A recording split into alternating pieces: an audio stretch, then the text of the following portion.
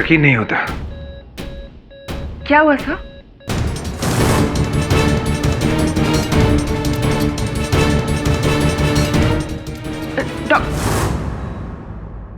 Doctor साहब को improvement? Mrs Suri, जिस तरह से कल रात से उनका ब्लड प्लेटलेट्स काउंट गिर गया था और ब्लड प्रेशर भी लो हो गया था, मुझे इस बात का डर था कि कहीं डेंगू का असर उनके दिमाग पर तो नहीं हो रहा। डॉक्टर साहब प्लीज आप कुछ भी कीजिए, बट मेरे डैड की जान बचा लीजिए प्लीज डॉक्टर साहब। संजीत, आप मेरी पूरी बात तो सुनिए। आपके पिता अब आउट ऑफ डेंजर हैं। इनफैक्ट अगर आप मुझसे पूछे तो उन्होंने डेंगू को लगभग पूरी तरह से मात दे दी है। ठीक है? Thank you doctor Vidya, thank you. Please report to the gynaecology ward immediately. देखा संजीत जी, मैंने कहा था ना, माता रानी के मंदिर में प्रसाद चढ़ाने से सर बिल्कुल ठीक हो जाएंगे। जय Mata Rani. Doctor Vidya, gynaecology ward में आपकी सख्त जरूरत है। Doctor Prakash, you are wanted at the casualty ward. आप तो बहुत दुखी होंगे कि मेरे डैड की जान बच गई।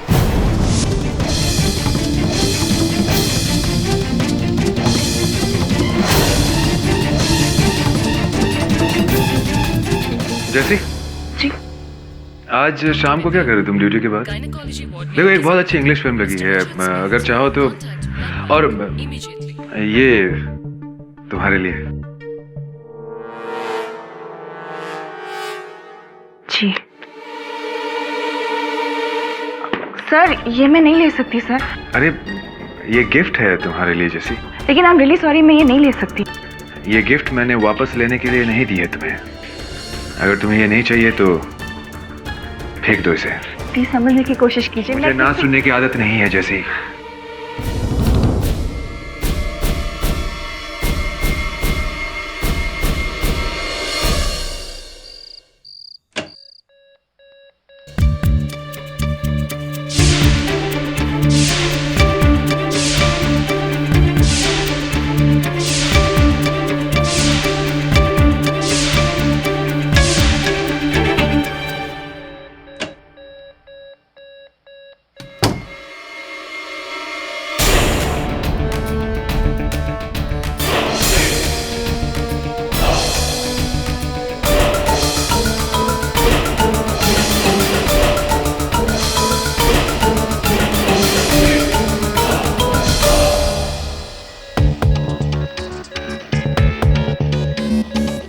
जैसी, तुमने डॉक्टर भंडारे का प्रपोजल ठुकरा दिया।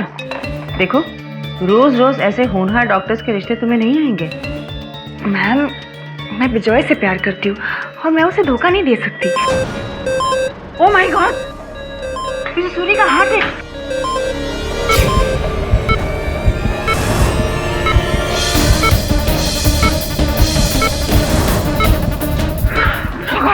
खाली एयर बोतल अब तक लगा हुआ है, तुमने बदला नहीं। अरे एयर बबल इनके ब्लड स्ट्रीम में गया तो एम्बोलिज्म हो जाएगा। मैम, मैंने बोतल बदल दी थी, पता नहीं ये खाली बोतल का। Go and call the doctor, go. Yes ma'am.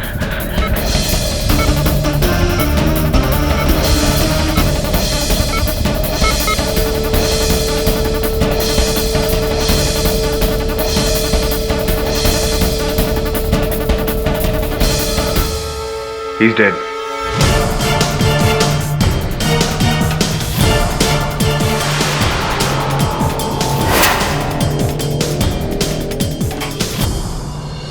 I don't care mister Pathak, मैं तो बस अब उस हॉस्पिटल अथॉरिटी को सू करना चाहता हूँ। आई मीन, वो कहते हैं कि उनकी लापरवाही की वजह से मेरे डैड की मौत हो गई।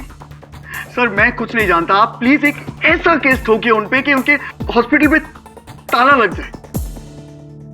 ये बताइए कि इस विषय में अस्पताल के अधिकारियों का क्या कहना है? क्या कहेंगे सर, उन्होंने तो पूरा का पूरा इल्जाम उस ऑन ड्यूटी नर्स पे डाल दिया है और कहते हैं कि उसकी लापरवाही की वजह से डैड की मौत हो गई। पर नहीं सर, ये केस लापरवाही का नहीं है सर, ये केस मर्डर का है। मेरे डैड इस शहर के बहुत बड़े इंडस्ट्रियलिस्ट थे और उनके कई सारे दुश्मन थे। सर, मुझे तो लगता है कि उन्हीं में से किसी एक ने इस नर्स के हाथों डैड को मरवा दिया है। सर, क्या नाम है उस नर्स का? सिस्टर जेसी जॉर्ज। सर बिलीव मी, मैंने वो बॉटल बदल दी थी। मैं यहाँ 3 साल से काम कर रही हूँ sir. I know my duty. Oh, so you know your duty. If you know your duty, then tell me कि वो आईवी बॉटल 5 मिनट में खाली कैसे हो गया? मिस्टर सूरी को एयर एम्बोलिज्म कैसे हो गया? डॉक्टर, ये एम्बोलिज्म क्या होता है? खाली आईवी बॉटल की वजह से मिस्टर सूरी के रगों में दवा के बदले एयर बबल्स चले गए, जो उनके दिल में जाकर फंस गए, जिसकी वजह से उनके दिल में खून की सप्लाई बंद हो गई। सर, मैं कह रही हूँ, मुझे लगता है शायद मेरे जाने के बाद किसी ने वो बॉटल फिर से बदल दी होगी। तुम्हारी वजह से जैसी ये पूरा हॉस्पिटल आज बदनाम हो गया। नॉनसेंस। मिस जैसी, मैंने आपका बयान तो ले लिया है, लेकिन अगर आगे तहकीकात हुई तो आपको आना पड़ेगा।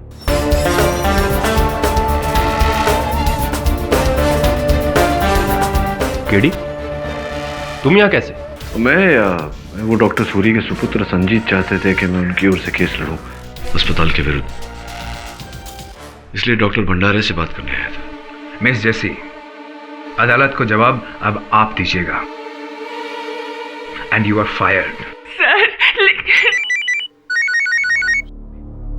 Yes doctor, yes I am coming, yes I am coming. Hello sister Jessie, mister Suri को मार के आपने तो अपना काम कर दिया, अब हमारी बारी है। कल सुबह 10 बजे तक आपकी माँ के घर वो 1.5 करोड़ रुपए का पैक पहुंच जाएगा। क्या? ये आप क्या कह रहे हो? हेलो, क्या हुआ? पता नहीं सर, कोई फोन पे।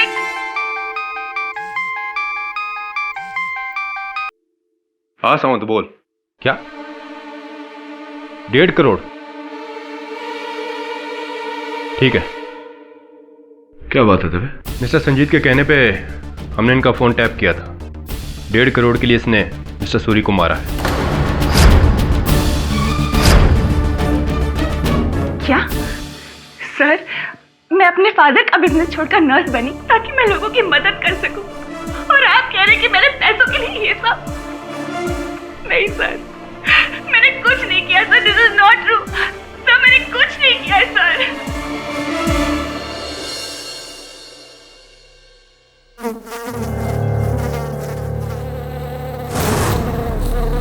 क्या कर रहे हो? कुछ नहीं, अपने डैड की विल पढ़ रहा हूँ और देख रहा हूँ कि उन्होंने अपनी आधी जायदाद तो आपके नाम कर दी है। बट यू नो व्हाट, मैं इस विल को कोर्ट में चैलेंज करूंगा and I will make sure कि आपको एक फूटी कौड़ी भी ना मिले। संजीत बेटा, मेरी बात देखिए, एक मिनट। ना ही तो मैं आपका बेटा हूँ और ना आप मेरी माँ। आप मेरे लिए मेरे डैड की वो दूसरी बीवी है जिन्होंने उनके पैसों के लिए उनसे शादी की है। ऐसा कुछ भी नहीं है। क्या है क्या नहीं है ये आप तो मुझे मत ही समझाइए। रूम में अभी भी मच्छर, इसीलिए मैं तुम्हें कह रही हूँ कि तुम यहाँ मत आया करो। शायद तुम्हारे डैड को डेंगू देने वाला मच्छर भी इसी कमरे से था। प्लीज यहाँ से बाहर चलो। ये फिक्र का जो झूठा ढोंग है ना, ये आप मेरे साथ तो मत ही कीजिए।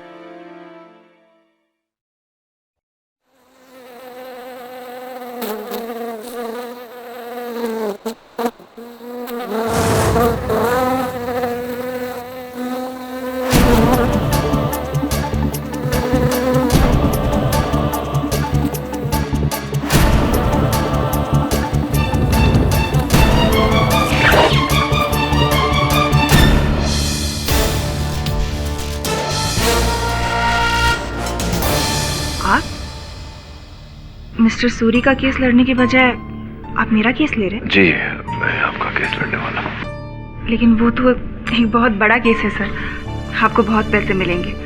मैं तो एक मामूली नर्स हूँ, आपके फीस। हाँ, किसी निर्दोष की जान बचाना, उतनी फीस काफी है मेरे लिए। लेकिन सर, आपको कैसे पता कि मैं निर्दोष हूँ? 2 बातें हैं जैसी जी। सर्वप्रथम तो आप चाहती तो फोन काट सकती थी, किंतु ऐसा आपने नहीं किया। दूसरी बात यह है कि अस्पताल के कूड़ेदान में हमें एक सलाइन की बोतल मिली है, भरी हुई। अब भला भरी हुई सलाइन की बोतल कोई कूड़ेदान में क्यों फेंकेगा? सर, वो मैंने नहीं फेंकी सर।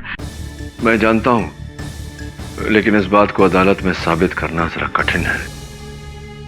ये बात बताइए जैसे जी कि आपके मन में कोई ऐसा व्यक्ति है जो आपको फंसाना चाहता होगा किसी भी कारण से?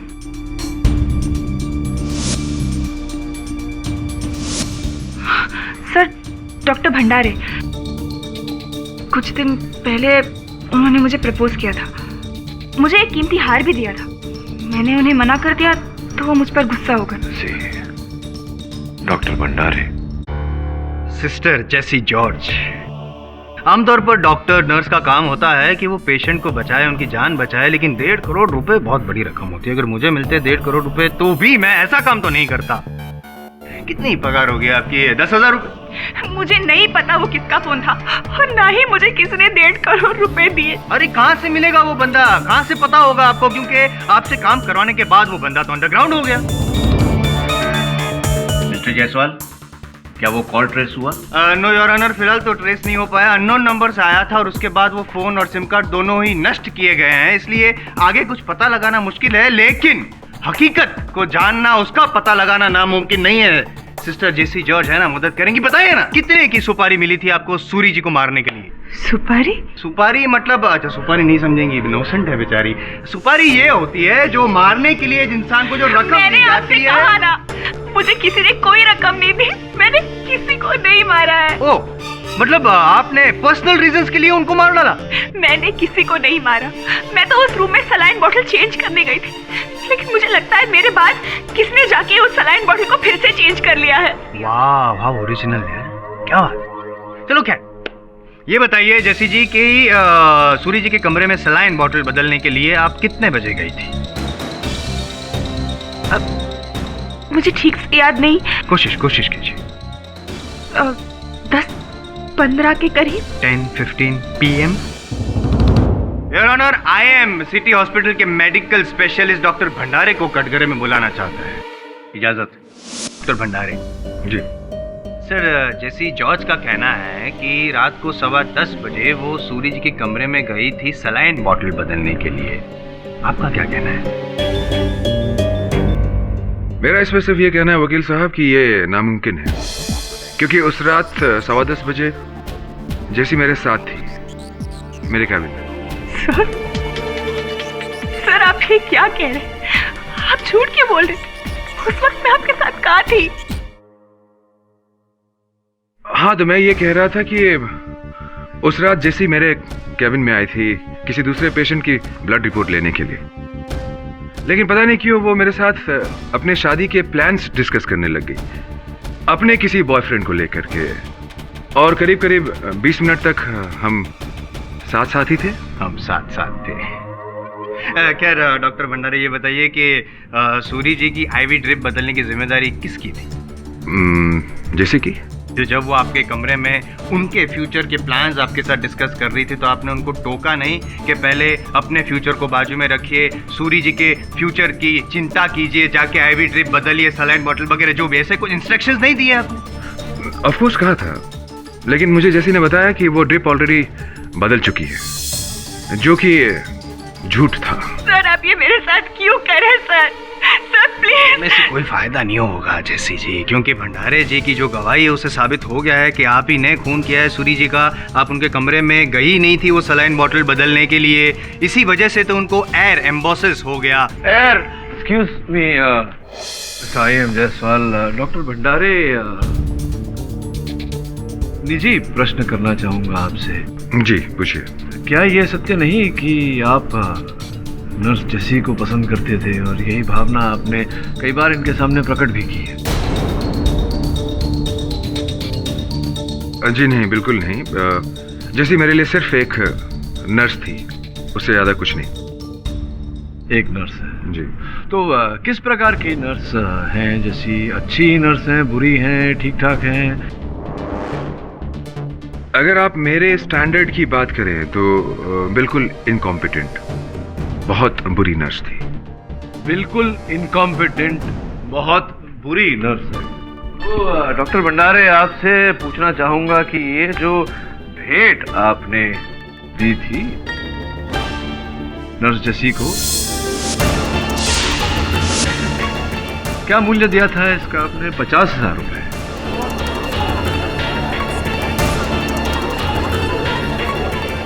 पूरी इनकॉम्पिटेंट नर्स को अगर आप 50,000 रुपए का भेंट देते हैं तो अच्छी गुड नर्स को पता नहीं क्या देते होंगे। क्या देते हैं आप? पाठक साहब, हाँ, हार का सूरी जी की डेथ के साथ क्या कनेक्शन? समझाता हूँ। देखिए, इस हार का सूरी साहब के डेथ के साथ कोई कनेक्शन नहीं। आपके जो गवाह है डॉक्टर भंडारे, इनकी कथन के साथ कनेक्शन है ना। अभी जो चोट इन्होंने आपको पहुंचाई वो आप उसकी जगह में इन्हें चोट पहुंचाना चाह रहे हैं, यही चल रहा है ना? ओ मतलब इमोशनल अत्याचार करना चाहते थे। जी जी, एग्जैक्टली। साबित नहीं कर पाएंगे? मैं साबित करूंगा अपनी अगली गवाह की सहायता लेकर। योर ऑनर, सिटी हॉस्पिटल की मेट्रन मिसेस पूनावाला को कटघरे में बुलाने की अनुमति चाहती। मेट्रन पूनावाला जिस फ्लोर पर मिस्टर सूरी की चिकित्सा चल रही थी उस फ्लोर की नर्सिंग स्टेशन की इंचार्ज हैं। तो नर्स जैसी ने कहा है कि 10:15 बजे वो मिस्टर सूरी का सलाइन बोतल बदलने गई थी 10:15 PM। आपने देखा होगा उन्हें चाहते हो? जी नहीं, 10:15 बजे जैसी फ्लोर पर नहीं बल्कि डॉक्टर भंडारे के कैबिन में थी। ही इज राइट,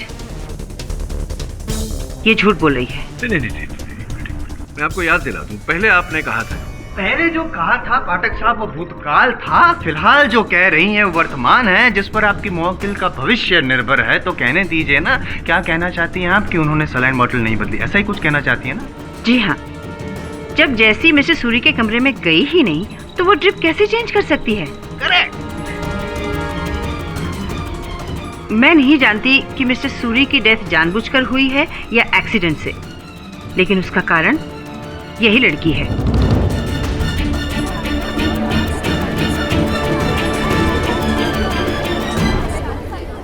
पाठक साहब अब क्या कहेंगे आप? कुछ नहीं, आपके गवाह से कुछ कहलवाना चाहेंगे आप? हाँ ना, बदली थी नहीं बदली थी, क्या देख क्या रहे हैं आप?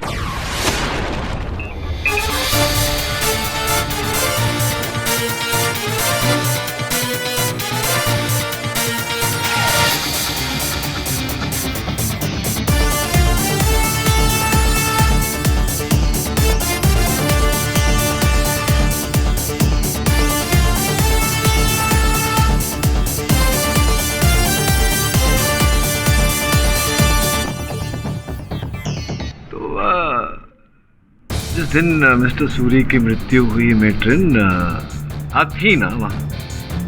तो आपको पता होगा कि उस दिन उन्होंने कुछ खाया था या नहीं? जी, शाम को जब उनकी तबीयत सुधरी तो हमने उन्हें एक आधा एप्पल काट कर दिया था। हमने किसने, कौन लेकर गया था, किसने काटा था, किसने खिलाया? मैंने काटा था। आप ही ने एप्पल काटा था? कहाँ? उसी कमरे में। तो जो एप्पल आपने काटा उसका छिलका, बीज, जो कचरा, हाँ वो उसी कमरे की डस्टबिन में फेंका था। उसी कमरे की डस्टबिन? कचरा आपने उसी कमरे की डस्टबिन में डाल दिया था। ये बताइए मेट्रन की एप्पल का बीज इस सलाइन की बोतल पर नहीं, यहाँ कैसे आ गया?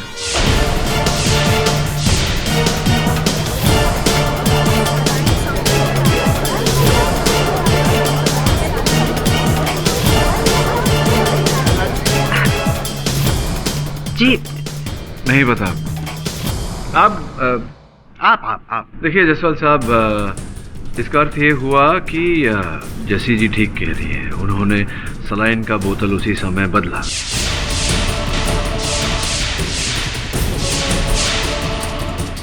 और जो खाली सलाइन की बोतल थी, इसे कचरे के डब्बे में डाल दिया, डस्टबिन में। उस डस्टबिन में जहां मेट्रिन ने वो एप्पल काटने के बाद छिलका, बीज इत्यादि वहां डाला था, वहीं से बीज इस पर चिपका। और नर्स जैसी के वहां से बाहर जाने के बाद में कोई और व्यक्ति आया योर ऑनर, जिसने ये खाली बोतल वहां से उठाई, भरी बोतल निकाली और इस खाली बोतल को उसकी जगह लगा दी।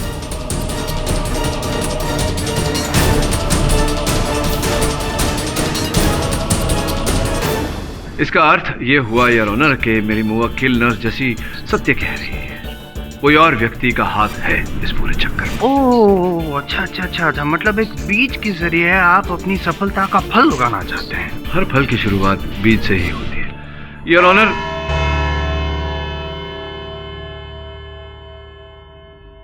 जैसी को ऐसा लग रहा है कि मेट्रिन भी मिली हुई है डॉक्टर भंडारे के साथ। दोनों झूठ बोल रहे हैं।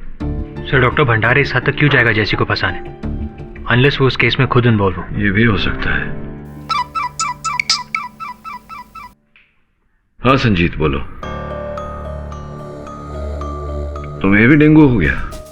उस दिन मैं अपने डैड के कमरे में गया था। वहाँ कुछ मच्छरों ने काट दिया और ये उसी का असर। अब तबीयत कैसी है? बेटर। सर मैंने आपको यहाँ पे आज इसीलिए बुलाया है क्योंकि मुझे ये तो नहीं पता कि वो नर्स बेगुनाह है या नहीं, पर शायद मुझे पता है कि उसे ये करने के लिए किसने कहा है। ये आप क्या कह रहे हैं सर? आप जानते हैं किसने? हेलो, आप कैसे हैं मिस्टर सूरी?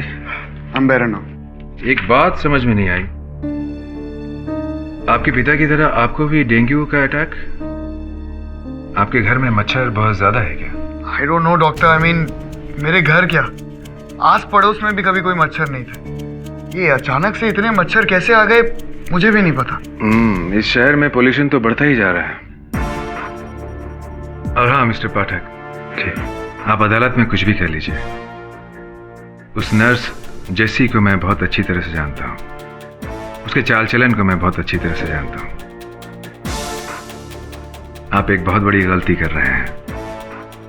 डॉक्टर साहब, गलती किसने की थी, कौन कर रहा है, ये तो समय अनुसार पता चल ही जाएगा। अब मिस्टर सूरी, अब आपको ज्यादा बातें ना करते हुए आराम करना चाहिए। Take care.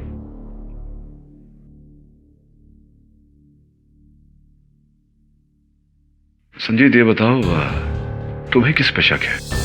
मेरी डैड की दूसरी बीवी, मेरी सौतेली माँ। सर लोग तो उसे सती सावित्री समझते हैं, पर मैं जानता हूँ कि वो औरत कैसी है। उसने सिर्फ मेरे डैड के पैसों की वजह से उनसे शादी की है। आप एक बार खुद ही वसीयत पढ़ लीजिए, आपको सब कुछ समझ में आ जाएगा।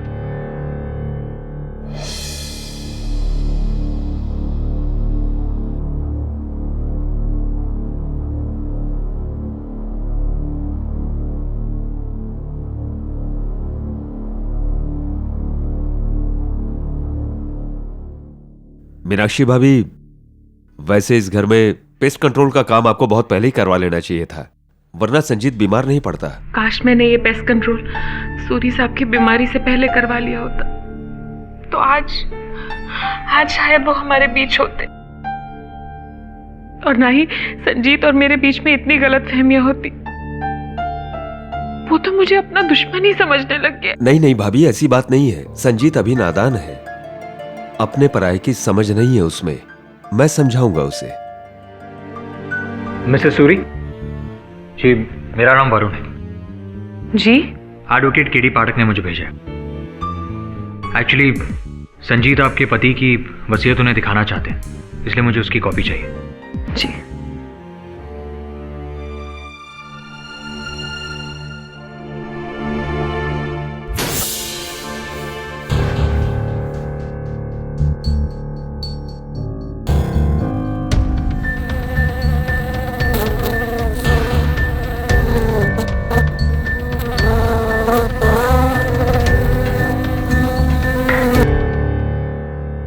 मच्छर? लेकिन अभी तो घर में पेस्ट कंट्रोल करवाया है। अच्छा। हाँ। और ये देखिए, मस्कीटो वेपराइजर भी ऑन है। लगता है यहाँ के मच्छर काफी ढीठ है। ये लीजिए। Thank you. क्या हुआ? नहीं, कुछ नहीं।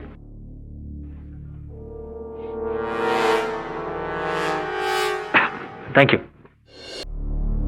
वरुण, इस वसीयत के अनुसार मिस्टर सूरी की जो धन संपत्ति है, जायदाद है, वो 50% उनकी पत्नी को जाती है और 50% उनके बेटे को। किंतु इसमें ऐसा लिखा है कि अगर दोनों में से किसी एक को कुछ हो जाए तो सारी संपत्ति दूसरे को चली जाएगी। सर, आपको लगता है मर्डर जायदाद की वजह से हुआ है? हो सकता है, पहले भी तो ऐसा कई बार हुआ है। ये भी हो सकता है कि वो डॉक्टर, क्या नाम था, भंडारे, उसी ने जलन के कारण, ईर्ष्या के कारण नहीं किया हो सकता है कोई तीसरा ही एंगल हो। सर, एक बात कहूं, जब मैं मिस्टर सूरी के बेडरूम में गया था तब वहां मैंने दीवार पर एक जलता हुआ मस्कीटो वेपराइजर देखा था। तो मस्कीटो वेपराइजर तो मेरे घर में भी है, तो क्या हो? सर, एक्चुअली मुझे बचपन से इस मस्कीटो वेपराइजर से एलर्जी है।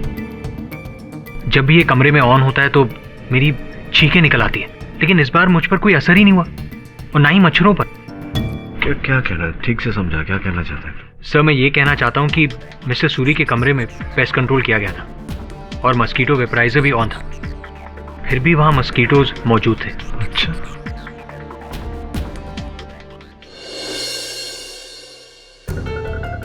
ये चेक संजीत ने केडी सर को दिया था हॉस्पिटल के खिलाफ केस करने के लिए, लेकिन अब केडी सर को यकीन है आपके पति की जान किसी और ने ली, इसलिए वो ये केस नहीं ले सकते। गलत फहमी है उन्हें। मेरे पति को उस नर्स ने ही मारा है और मैं ये भी जानती हूँ किसने कहा है उसे ऐसा करने के लिए। भाभी जी प्लीज आप बोलने तो मुझे। मेरे पति को उनके सबसे बड़े दुश्मन ने मरवाया है, वो इंडस्ट्रियलिस्ट हांडा। मैडम थोड़ा इमोशनल हो गई तो आप। मैं कोई इमोशनल नहीं हो रही हूँ। दुनिया जानती है कि मेरे पति की मौत के बाद उस हांडा को उनके कितने कॉन्टैक्ट्स मिलेंगे, करोड़ों अरबों का फायदा होगा उसे, इसीलिए उसने ऐसी हरकत की है। जो भी है सच तो अदालत में पता चल ही जाएगा। Thank you. Can I use a bathroom? जी आइए।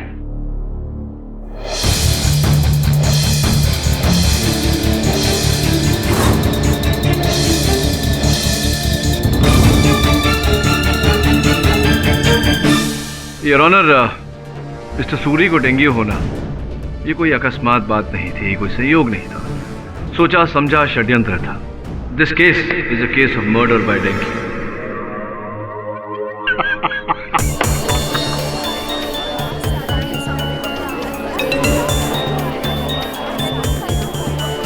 Silence in the court please.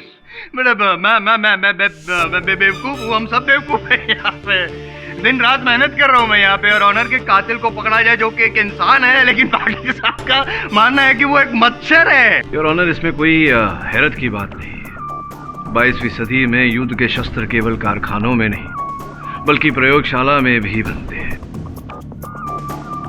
Virus इत्यादि जैसे विषाणु बायोलॉजिकल लेबोरेटरीज में बनाए जाते हैं और ऑनर शत्रु देश के जीव जंतुओं में फैलाए जाते हैं। ऐसे इतिहास में यूएस, जर्मनी इत्यादि जैसे देश के जो जंग हुए हैं, युद्ध हुए हैं, उनमें बायोलॉजिकल वेपन्स का उल्लेख है। ओह अच्छा, मतलब यूजुअली वॉर में जो हथियार यूज किए जाते हैं, मतलब गन, ग्रेनाइट, पॉइजन वगैरह, इस हत्याकांड में मच्छर को यूज किया। देखिए जसवाल साहब, हवा दिखता नहीं इसका मतलब ये नहीं कि हवा है नहीं। योर ऑनर, ये वेपोराइजर हमें मिस्टर सूरी के शयन कक्ष से बरामद हुआ। इसकी जांच करवाने से ये पता चला है कि इसमें मच्छर को बेअसर करने की दवा नहीं, रंगा हुआ पानी है।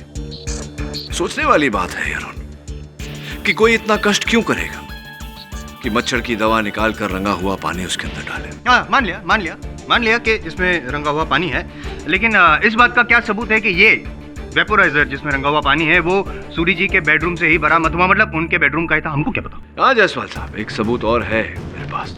योर ऑनर, ये मच्छर मारने वाली दवा का मशीन, इसे चेक करना चाहेंगे जरा? ये देखिए योर ऑनर, कुछ दिन पहले ही इस मशीन का उपयोग मिस्टर सूरी के पूरे घर में किया गया था मच्छरों को बेअसर करने के लिए। इसकी जांच करने से भी ये पता चला है कि इसमें मच्छर को बेअसर करने वाली दवा नहीं, केवल रंगा हुआ पानी था।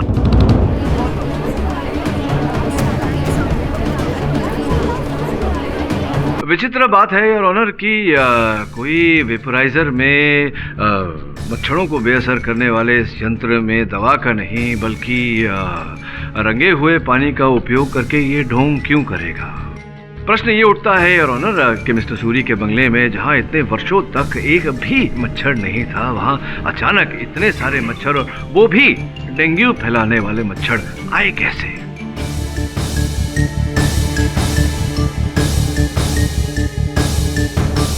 पाठक साहब, हाँ जी, सॉरी, ये मच्छर कांड का जो भी आगे प्रकरण शुरू हो, उससे पहले मैं रख दूं? फिर हाँ, रख दीजिए। Thank you. Sorry your honour. Mister Pathak, मैं मानता हूं कि आप जो भी कह रहे हैं उसमें सोचने वाली बात जरूर है, लेकिन इस शहर में कोई इस हद तक जा सकता है क्या? एक मच्छर द्वारा खून? योर ऑनर, यही तो षड्यंत्रकार के इस योजना की खूबसूरती थी कि जहां इस शहर में चारों ओर डेंगू फैला हुआ है, प्रतिदिन बड़ों छोटों के डेंगू के कारण मृत्यु होने के समाचार आ रहे हैं। ऐसे में एक और व्यक्ति की मृत्यु डेंगू के कारण, इंडस्ट्रियलिस्ट मिस्टर सूरी की, किसको संदेह होता योर ऑनर कि ये हत्या है, डेंगू के कारण मृत्यु नहीं। और अगर अस्पताल में इनकी मृत्यु हो जाती तो हत्यारे तक पहुंचना तो दूर योर ऑनर, केस भी नहीं बनता। लेकिन केस बना तो जी, सूरी जी का मर्डर हुआ तो जी, वो इसलिए क्योंकि सूरी जी डेंगू से बच गए थे, उनका इलाज हो रहा था अस्पताल में, इसलिए योर ऑनर वो पूरी तरह से बच जाएं, इसके पहले हत्यारे ने ये हथकंडा अपनाया। अब आप आगे न समझें, समझाने के लिए योर ऑनर मैं डॉक्टर भंडारे को एक बार फिर से कटघरे में बुलाने की अनुमति चाहता हूँ। अनुमति। डॉक्टर भंडारे, आपने पिछले कथन में कहा था कि रात 10:15 बजे नर्स जैसी आपके साथ थी, आपके कैबिन में। जी। देखिए, अब झूठ बोलने का कोई फायदा नहीं है, क्योंकि मेटन पूनावाला पुलिस के सामने कथन दे चुकी है कि नर्स जैसी आपके साथ आपके कैबिन में नहीं, उन्हीं के साथ उसी फ्लोर पे थी, नर्सिंग स्टेशन पर। ये क्या कह रहे हैं आप? जी जी जी, यही। और इतना ही नहीं, मेट्रन ये भी बता चुकी हैं कि वो जो बदला गया था सलाइन बॉटल, वो नर्स जैसी ने नहीं, आपने बदला। How dare she. यही है। देखिए, उस रात 10:15 बजे मिस्टर सूरी के कमरे में मैं नहीं, जैसी गई थी। आप उसे पकड़िए। नहीं नहीं, लेकिन आपने तो कहा था कि जैसी नहीं गई थी, जैसी आपके साथ थी उस कमरे में, तो झूठ बोल रहे थे ना आप। चलिए चलिए चलिए। ओके ओके ओके ओके, मैं जेसी से बदला लेना चाहता था और इसीलिए मैंने झूठी गवाही दी थी।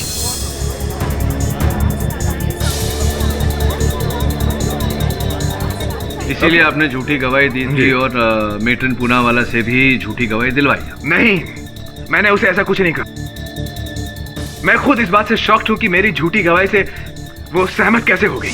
हाँ, तो मेट्रन पूनावाला, कृपया बताइए ना कि क्यों आप ये जो झूठ डॉक्टर भंडारे ने बोला था उसमें हामी आप क्यों भर रही थी, क्यों सहमत हो रही थी उनसे? कोई ये क्या सीनियरिटी का मान रख रही थी आप? निजी लाभ था कोई आपका? मुझे क्या लाभ हो सकता है? निजी लाभ, 50 लाख रुपए का निजी लाभ। 50 लाख? वो 50 लाख रुपए जो आपके बैंक अकाउंट में जमा हुए थे, 50 लाख। वो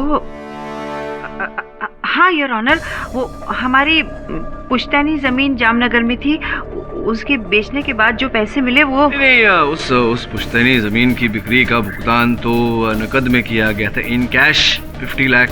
लेकिन मुझे क्या, इसमें दिलचस्पी तो आयकर विभाग को होगी। मुझे दिलचस्पी है उस चेक में, वो चेक 50 लाख रुपए का जो आपने अपनी बैंक अकाउंट में डाला।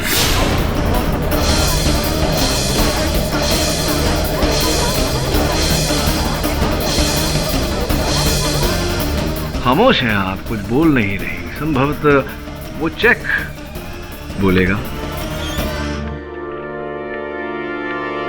यही चेक योर ऑनर, यही 50 लाख रुपए का cheque Global Bank of India से इनके अकाउंट में जमा किया गया, हमने वहां से बरामद किया। ये जो नाम है इस चेक पर, पहचानती हैं आप?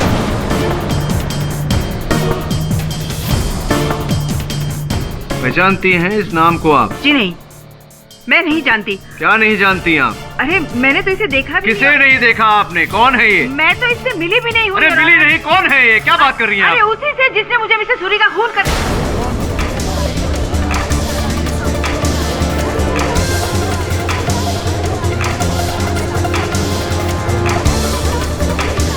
क्या कुछ कह रही थी आप? उसी से जिसने आपको मिस्टर सूरी का खून करने, क्या क्या क्या कह रही हैं? विस्तार में बताइए जरा।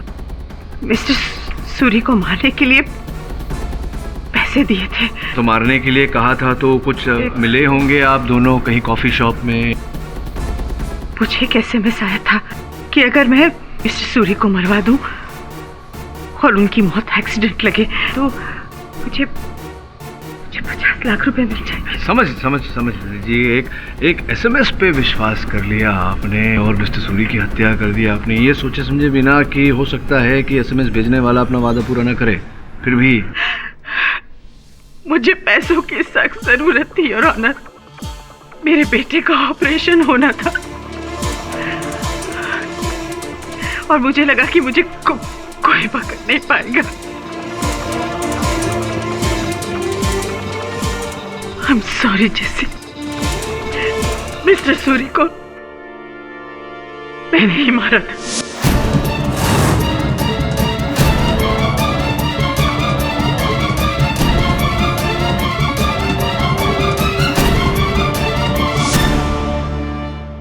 I'm sorry। मिस्टर पाठक, इस चेक पे दस्तखत किसके? योर ऑनर, इस चेक पर उस व्यक्ति का नाम है जिन्होंने मिस्टर सूरी को मरवाने की यह कीमत अदा की। उन्हीं की धर्मपत्नी मिसेस मीनाक्षी सूरी।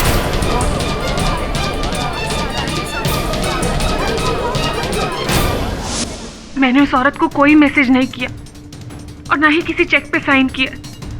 ऐसा हो ही नहीं सकता। नहीं हुआ है ऐसा। हाँ है बेवकूफ़ी, लेकिन बेवकूफ़ी तो आपने की है। देखिए आप ही के हस्ताक्षर हैं या नहीं बताइए। साइन आपकी है? ये तो मेरे ही साइन है, लेकिन हाँ याद आया, कुछ रोज पहले मेरे पास सूरी टेक्सटाइल से कुछ चेक आए थे साइन करने के लिए, क्योंकि वो कंपनी मेरे नाम पे है।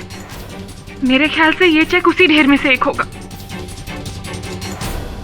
नहीं, अच्छा हो सकता है, मानता हूँ हो सकता है, लेकिन ये नाम नहीं देखा आपने? फिरोज पूना वाला 50 लाख रुपए का चेक है। देखा होगा, लेकिन मुझे क्या पता कि ये हमारा कोई मुलाजिम है या वो मेट्रिन। मिस्टर पाठक, प्लीज मेरा विश्वास कीजिए। मेरे पति की मौत के पीछे मेरा कोई हाथ नहीं है। प्लीज मेरा विश्वास कीजिए। विचित्र लग रहा है मुझे कि 50 लाख रुपए के चेक पे आपने यूं ही दस्तखत कर दिया, हस्ताक्षर कर दिया।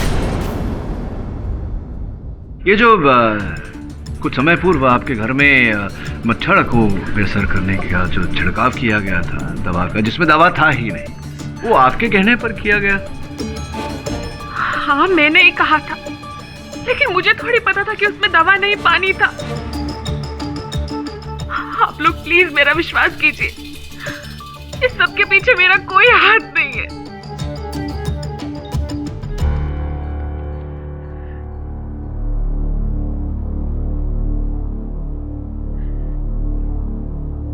इंस्पेक्टर दवे, मेट्रन जी का फोन है आपके पास? योर ऑनर, ये मेट्रन पूनावाला का फोन और इस पे वो संदेश, वो एसएमएस जो इन्हें आया था, जिसका नंबर है 9191333055। इस नंबर को पहचानती हैं आप? ये नंबर तो गुलशन का है। गुलशन मेरे पति का पीए है सर, और उस रोज उसी ने आके मुझे वो सारे चेक दिए थे। सर, ये आप क्या कह रहे हैं? भला मैं अपने मालिक को क्यों मरवाऊंगा? देखिए, जो भी हो, इस पर जो संदेश आया था, जो एसएमएस आया था मेट्रन को, ये तो आप ही के नंबर से भेजा गया था ना? आप ही ने भेजा था ना एसएमएस? सर, मुझे नहीं मालूम मेरे फोन से किसने मैसेज भेजा, और मेरे पास तो 4 फोन हैं। हो सकता है कोई फोन कहीं रह गया हो और किसी ने, लेकिन आप मेरा यकीन कीजिए सर, मैंने सूरी साहब को नहीं मरवाया है। God promise sir. ऑनर, क्या हो रहा है? मतलब फोन इनका, सिग्नेचर उनकी, और मतलब क्या ये मर्डर में सब लोग मिले हुए थे? पहले आप अपनी कुर्सी से मिल जाइए, मैं समझाता हूँ। अच्छा। Your honour, mister Jaiswal has a point. क्या सब मिले हुए या कोई एक व्यक्ति सबको मिलाकर बेवकूफ बना रहा है? इतनी चतुराई से रची गई ये योजना क्या एक हस्ताक्षर के ऊपर आकर, एक एसएमएस, एक संदेश पर आकर खत्म हो जाएगा, रद्द हो जाएगा? नहीं योर ऑनर, इसके पीछे कुछ और है जो इस समय हमारी पकड़ में नहीं आ रहा। और फिर इस कार्य के लिए अगर मेट्रन को पैसे देने थे तो नकद में क्यों नहीं योर ऑनर, चेक से ही क्यों? संभवतः योर ऑनर मेरे प्रश्न का जवाब इस सीडी पर है। क्या है ये? योर ऑनर, 50 लाख रुपए का वो चेक जो ग्लोबल बैंक ऑफ इंडिया में डाला गया था, वो ब्रांच में जाकर नहीं डाला गया था योर ऑनर, क्योंकि डालने वाले व्यक्ति को यह डर था कि वहां उसे कोई देख न ले। इसलिए उसने माहिम स्टेशन के एटीएम के ड्रॉप बॉक्स में वो चेक डाला था। ये उसी एटीएम के सिक्योरिटी कैमरा की रिकॉर्डिंग है योर ऑनर।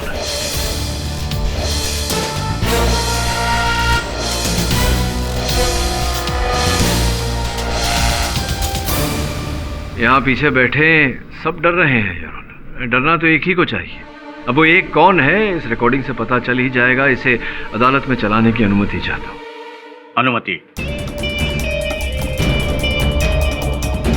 हाँ,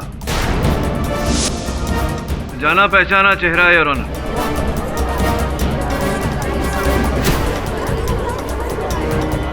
किरण जी, आप ही हैं ना? विक्रम भाई साहब ने मुझे अपनी जायदाद से ही नहीं बल्कि अपनी जिंदगी से भी बेदखल कर दिया था। निकम्मा समझते थे मुझे और इसी बेइज्जती का बदला लेना चाहता था मैं। इसलिए मैंने उनको और उनकी बीवी को और उनके बेटे को मारने का प्लान बनाया।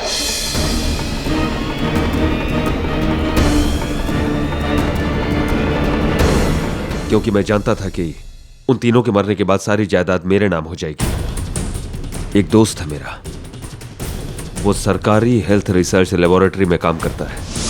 उसके पास से मैंने डेंगू के मच्छरों से भरी हुई बोतल खरीद ली और उन मच्छरों को मैंने बड़े भाई साहब के बेडरूम और उनके कमरों में छोड़ दिया।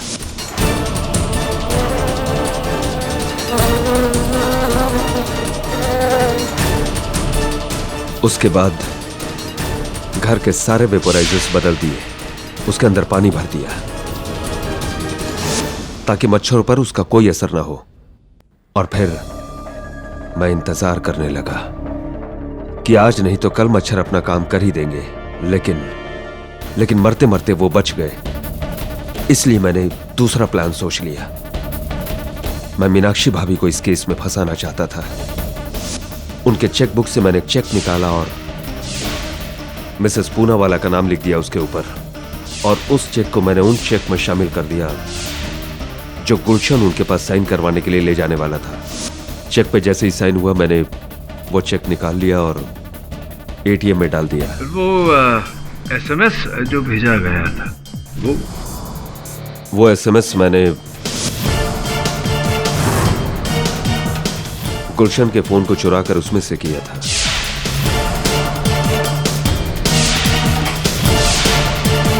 और वो गुमनाम सिम कार्ड भी मेरा ही था जिससे मैंने जेसी को फोन किया था। संजीत ने मुझे बताया था कि जेसी का फोन टेप हुआ है, इसलिए मैंने सोचा कि आरोप उसी पर लगा रहेगा। और ये जो मच्छर को बेअसर करने वाली दवा को बदलने वाली जो क्रिया थी ये भी आप ही ने? हाँ, क्योंकि जिस तरह मैंने भाई साहब को उसका शिकार बनाया, मैं चाहता था कि मेरी भाभी और मेरा भतीजा भी उसका शिकार बने। मिस्टर किरण सूरी, कितना लंबा सोचा आपने, वो भी उल्टी दिशा में। शायद आपके पास ये जानकारी नहीं थी कि डेंगू एक जानलेवा बीमारी नहीं है।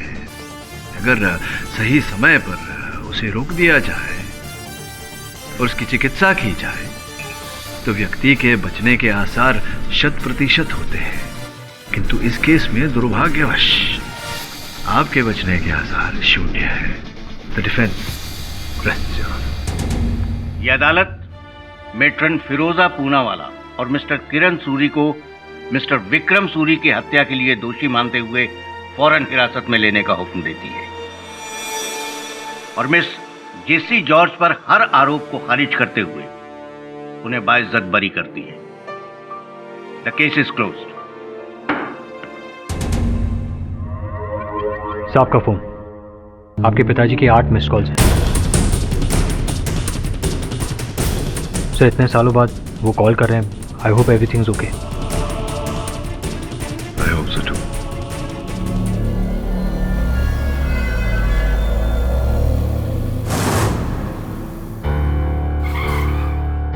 Licence please. जी।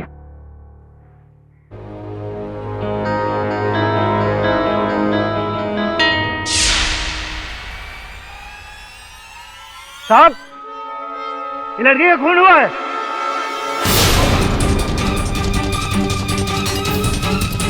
सुनिया, चले सुनिया, चल चल चल, आजा आजा, चल निकाल निकाल, चल बात करो ना। हाँ चल, कोई बात चल पुलिस स्टेशन में देख। चल क्या हो गया? ये आजा, मैं बात कर रहा हूँ ना। हाँ चल, पुलिस स्टेशन में करेंगे। एक मिनट यार, सुनिया, ले चलो। मेरी बात सुन लो। अरे एक सेकंड छोड़ो यार।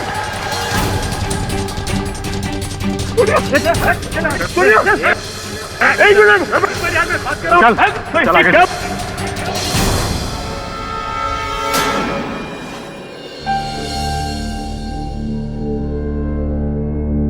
आपके पिताजी की 8 मिस कॉल्स हैं सर। इतने सालों बाद वो कॉल कर रहे हैं। I hope everything is okay.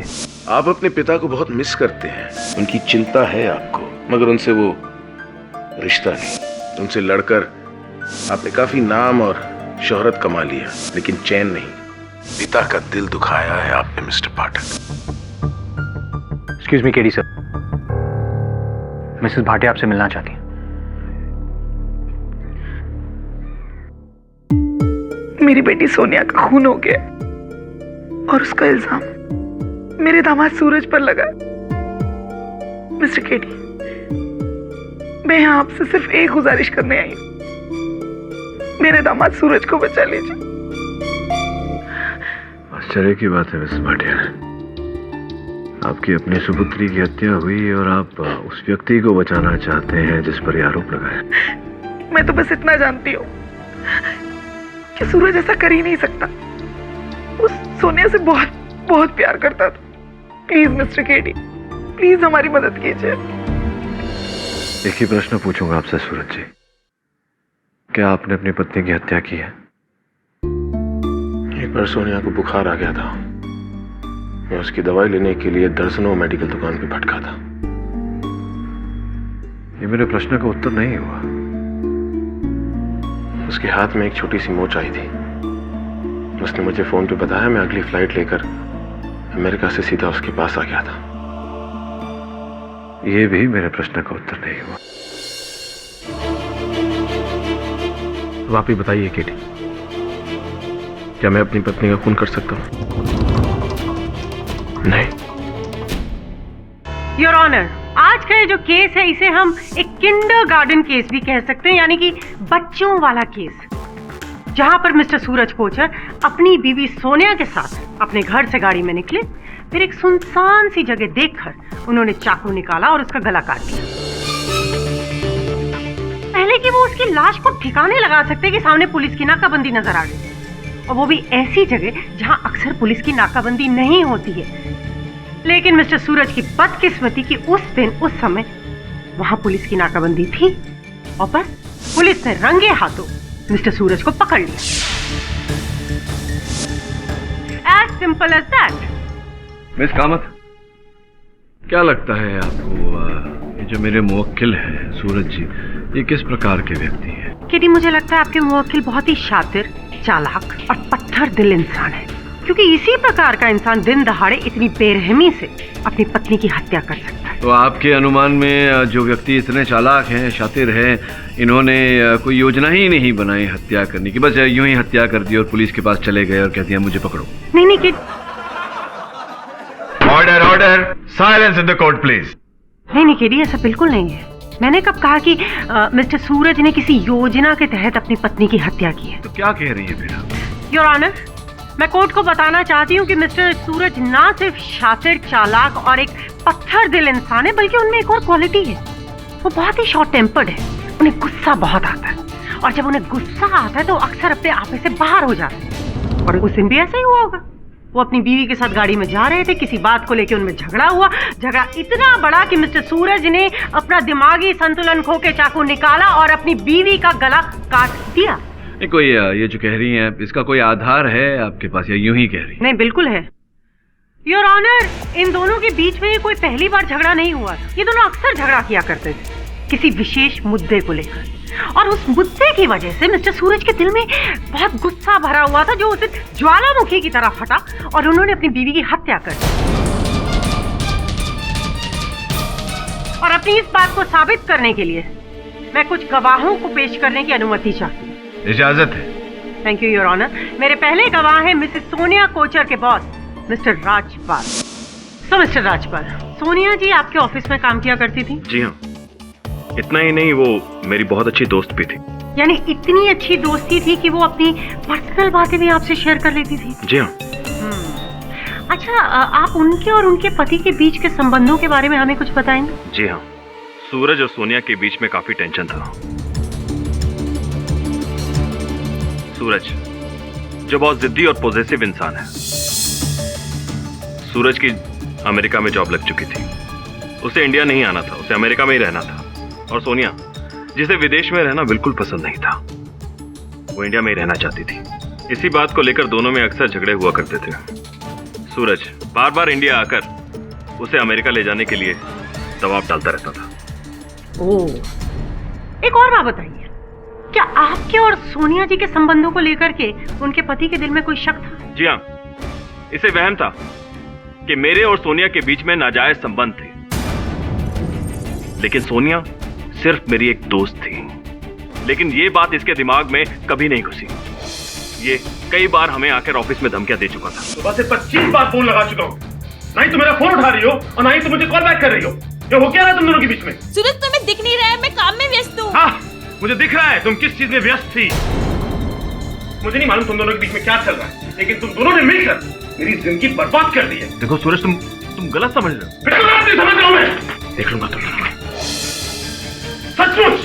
अरे लेकिन तो इससे साबित होता है कि मिस्टर सूरज बहुत ही हिंसक प्रवृत्ति के इंसान है ना? क्यों विटनेस केडी? राजपाल साहब, ये बहुत घनिष्ठ मित्र थे आप सोनिया जी के। तो एक पत्नी को अपने पति का साथ देना चाहिए और सोनिया जी को अपने पति सूरज के साथ अमेरिका चले जाना चाहिए था, वहीं रहना चाहिए था। ऐसी सलाह आपने कभी दी नहीं अपने मित्र सोनिया? जी नहीं, क्योंकि मैं जानता था कि वो अमेरिका जाके कभी खुश नहीं रह सकते। कहीं ऐसा तो नहीं कि आप नहीं चाहते थे कि वो चली जाए अमेरिका अपने पति के साथ और उनका आपके साथ छूट जाए? जी नहीं, मैंने सोनिया को कभी भी सूरज के साथ जाने के लिए नहीं रोका। अच्छा,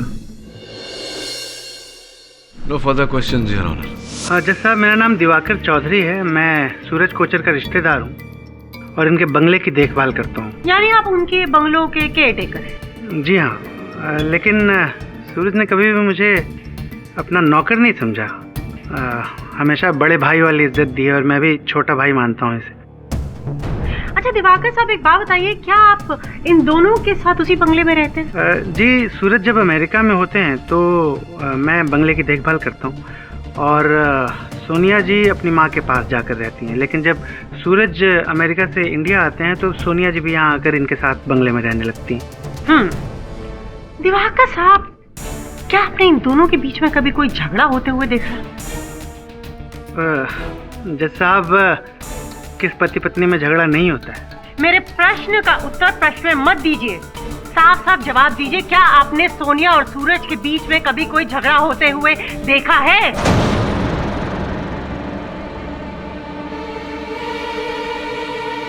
जी हाँ। किस प्रकार? किस बात को लेकर झगड़े होते थे? जी, सूरज को सोनिया के बॉस के साथ उसकी दोस्ती पसंद नहीं थी। तो क्या कभी ऐसा हुआ है कि सूरज जी इतने गुस्से में आए हों कि उन्होंने अपना मानसिक संतुलन ही खो दिया और इतना उग्र रूप ले लिया हो? अब मेरी तरफ देखिए, मेरी आंखों में देख के जवाब दीजिए, क्या कभी ऐसा हुआ था? जी मुझे बताओ, ऐसे क्या मजबूरी है तुम्हारी? तुम्हें मेरे साथ ही चलना? सूरज मेरे साथ चलना होगा। सूरज क्या करे, इस तरह झगड़ा करे? क्या बीच में मत पड़िए। बार बार मैं से यहाँ लेने के लिए आता हूँ और बार बार ये मुझे टाल देती है। पागल करके रखा है इस लड़की ने मुझे। मैं परेशान हो गया, मैं इसे नहीं खेल सकता।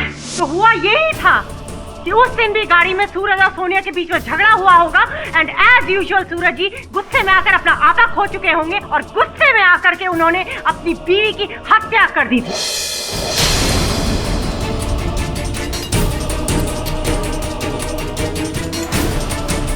ऐसा ही हुआ था ना सूरज जी कि उस दिन आपने अपना मानसिक संतुलन खो दिया था? नहीं। अच्छा, तो गाड़ी कौन चला रहा था उस दिन? गाड़ी उस दिन मैं चला रहा था। हमेशा आप ही चलाते? जी नहीं, मेरा ड्राइवर शंकरन गाड़ी चलाता है, लेकिन उस दिन वो छुट्टी पे चला गया था। ओह, छुट्टी पर था या फिर आपने उसे भेज दिया? मैं क्यों उसे छुट्टी पे भेजूंगा? वो उस दिन मेरे पास आया और हाँ शंकर, क्या हुआ? साहब, वो मेरा घर से फोन आया मेरे को अभी, तो मेरा भाई को बहुत चोट लगा था, एक्सीडेंट हुआ था उसका। अच्छा, तो मेरे को जाना पड़ेगा घर अभी। ठीक है, जाओ। सर, चाबी? हाँ ठीक है, थैंक यू। ख्याल रखना। Thank you sir. तो इसका मतलब ये है कि उस दिन गाड़ी में सिर्फ आप और आपकी बीवी अकेले थे? तो किसी बात को लेकर आपस में आप लोगों में कोई झगड़ा हुआ? बोलिए, किसी बात को लेकर झगड़ा हुआ? जी हुआ था। तो किस बात पर? योर ऑनर, पिछली रात को ही मेरी और सोनिया के बीच सुलह हो गई थी।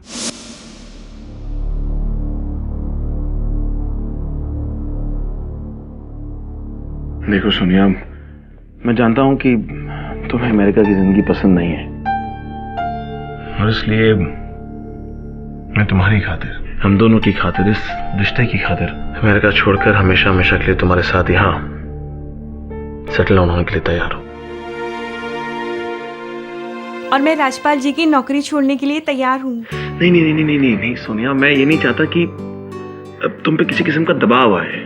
तुम पे कोई जबरदस्ती नहीं है। नहीं, ये कोई जबरदस्ती या दबाव नहीं है, ये मैं हम दोनों के लिए कर रही हूँ। Thank you Sonia. How sweet is that. कहानी में एक सुखद मोड़, सब कुछ अच्छा हो गया, लेकिन बस एक थोड़ा सा कंफ्यूजन है कि जब सब कुछ अच्छा हो गया था फिर झगड़ा किस बात पर हुआ? किस बात पर? हाँ, झगड़ा हुआ राजपाल के फोन की वजह से। दरअसल पिछली रात को मेरे और सोनिया के बीच फैसला हो जाने के बाद सोनिया ने राजपाल को बताया कि वो उसके यहाँ नौकरी नहीं करना चाहती, और फिर उस दिन राजपाल का फोन आया गाड़ी में।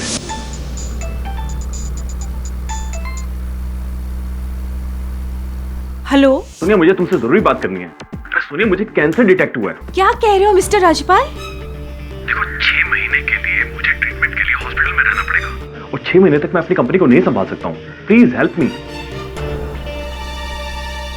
तो सोनिया जी राजपाल जी की बात मान ली? नहीं, उस वक्त तो नहीं मानी, सोचने के थोड़ा वक्त मांग लिया, लेकिन बाद में इसी बात को लेकर मेरे और सोनिया के बीच में झगड़ा हुआ। तुम्हें सिर्फ राजपाल की चिंता है, हमारी चिंता नहीं, हमारी मैरिड लाइफ की चिंता नहीं, मेरी चिंता नहीं। राजपाल जी बीमार हैं, उनको ऐसी हालत में छोड़ भी तो नहीं सकते। सिर्फ 6 महीने की तो बात है, तुम समझते क्यों नहीं हो सूरज? मैं क्या कर दूं? जिस जुबान पे सूरज सूरज सूरज नाम होना चाहिए था, उस जुबान पे राजपाल राजपाल राजपाल नाम है। ये क्या बकवास कर रहे हो तुम? मैं बकवास कर रहा हूँ, मैं बकवास कर रहा हूँ।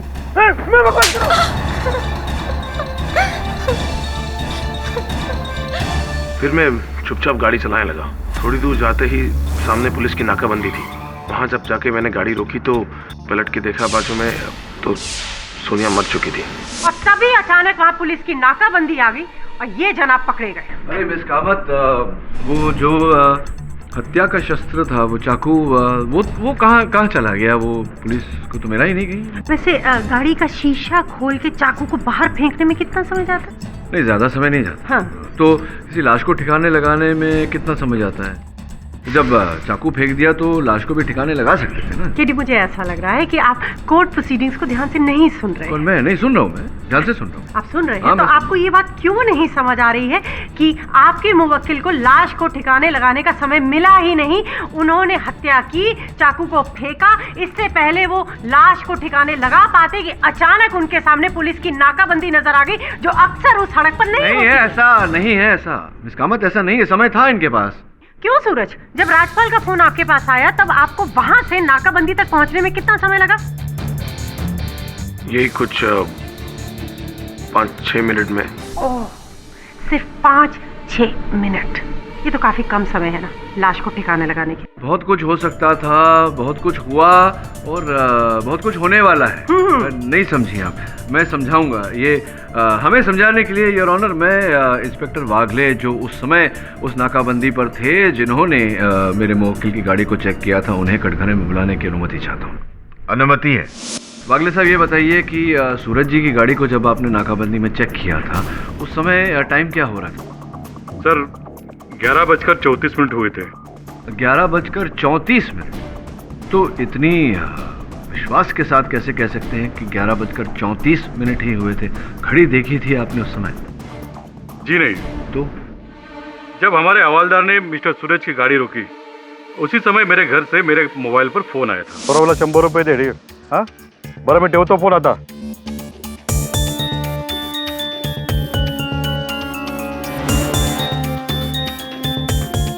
Licence please. बाद में रिपोर्ट लिखते वक्त मैंने मोबाइल के टाइम को ही नोट कर लिया था। धन्यवाद वागले साहब, बैठिए। योर ऑनर, मिसेस सोनिया की सेल फोन की जो सूची है उसके अनुसार राजपाल जी का फोन उन्हें 11:11 पर आया था। अगर हम ये मान लें कि 2-3 मिनट वार्तालाप हुई उनके बीच, उसके बाद सूरज जी और सोनिया जी के बीच ये झगड़ा शुरू हुआ और फिर इन्होंने इनकी हत्या की। फिर भी योर ऑनर 11:34 पर नाकाबंदी तक पहुंचने से पहले काफी समय था सूरज जी के पास। रियली केडी, तुम इन सब बातों से साबित क्या करना चाहते हो? योर ऑनर, मैं ये समझाने का प्रयास कर रहा हूं कि 20 मिनट का वो जो अंतराल था उसमें काफी समय था सूरज जी के पास। ये कुछ भी कर सकते थे, कुछ भी हो सकता था।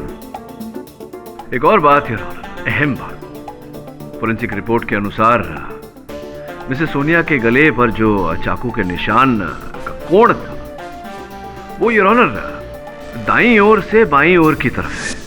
इसका अर्थ यह होता है कि हत्यारे ने घात बाईं ओर से किया, जबकि सूरज जी तो दाहिनी ओर पर बैठे थे गाड़ी में। पर यह भी तो हो सकता है कि सूरज ने गाड़ी रोकी हो, गाड़ी से बाहर निकला हो, फिर खिड़की से वार किया। योर ऑनर, अगर ऐसा किया होता तो ये शव को, मिस सोनिया के शव को गाड़ी से बाहर निकालकर फेंक भी सकते थे। और सर्वोच्च योर ऑनर कि वो हत्या शस्त्र चाकू पुलिस को ना गाड़ी के अंदर मिला ना बाहर कहीं मिला, वो गायब ही है योर ऑनर, उसको कोई अता पता नहीं। ये कई बातें हैं योर ऑनर जिनसे कई प्रश्न खड़े होते हैं जिनका उत्तर हमारे पास इस समय नहीं है, ना ही मेरे मुवक्किल सूरज हमें कुछ बता पा रहे हैं। अधिक जांच पड़ताल के लिए मैं अदालत से समय की मांग करता हूँ। ठीक है मिस्टर पाठक, यह अदालत आपको 2 दिन का समय देती है। The court is adjourned. अरे क्या बताऊं, क्या बताऊं? सब कुछ जो मालूम था सब कुछ बता दिया मैंने आपको। देखिए सूरज जी, अगर आप मेरी सहायता नहीं करेंगे तो अदालत में मैं आपकी सहायता नहीं कर पाऊंगा। हाँ, तुम मत कीजिए मेरी सहायता। जब आपको मेरी बात पे यकीन ही नहीं है तो आपसे बात करके फायदा क्या? आप जाइए यहां से।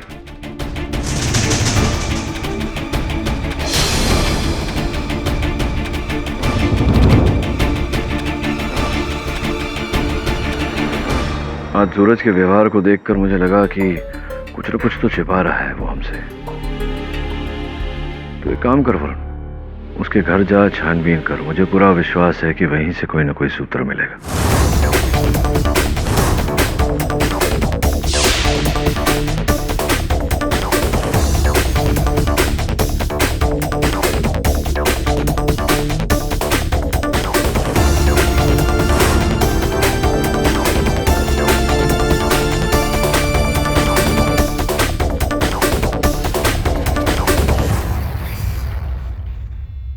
चौधरी साहब, ये ड्रॉर लॉक्ड है, इसकी चाबी है आपके पास? जी नहीं वरुण जी, ये सूरज का पर्सनल ड्रॉवर है, इसकी चाबी उसी के पास होती है। कोई डुप्लीकेट की? जी नहीं।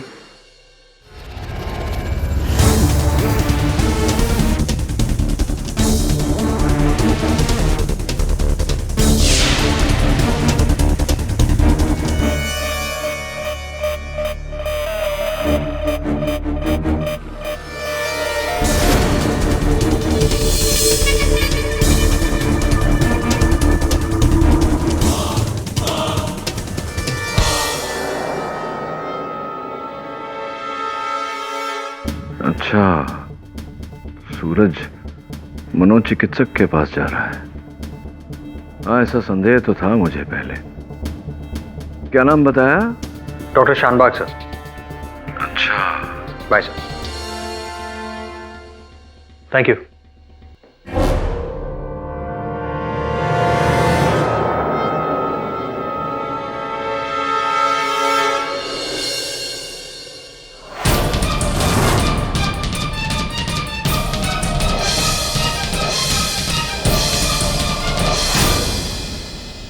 डॉक्टर शानबाग, आपकी बातें सुनकर दंग रह गया हूं मैं। मिस्टर पाठक, अगर ये लीगल मैटर न होता तो मैं आपको ये बात कभी बताता भी नहीं। बहुत बहुत आभार मानता हूं आपका डॉक्टर शानबाग। एक विनती है, ये जो बातें आपने मुझे बताई, क्या आप अदालत में भी बता सकते हैं? क्यों नहीं? ठीक है, मैं कल अदालत में आपकी प्रतीक्षा करूंगा।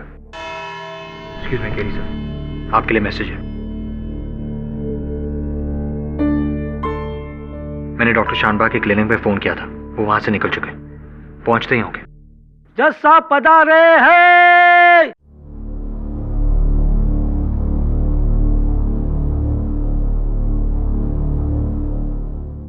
मिस्टर पाठक, आप अपनी कार्रवाई शुरू कर सकते हैं। योर ऑनर, मैं आज अदालत में एक बहुत अहम गवाह प्रस्तुत करने वाला था। दुर्भाग्यवश वो इस समय अदालत में उपस्थित नहीं हो पाए।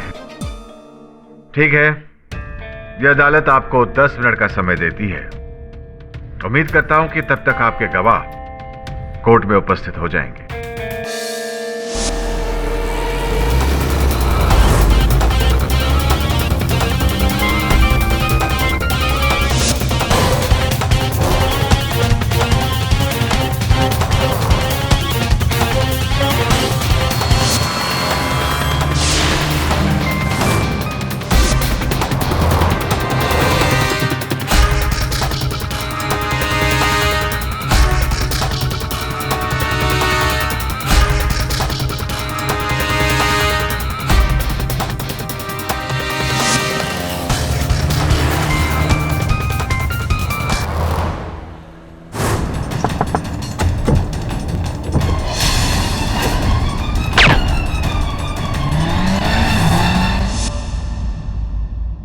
जज साहब पधारे हैं।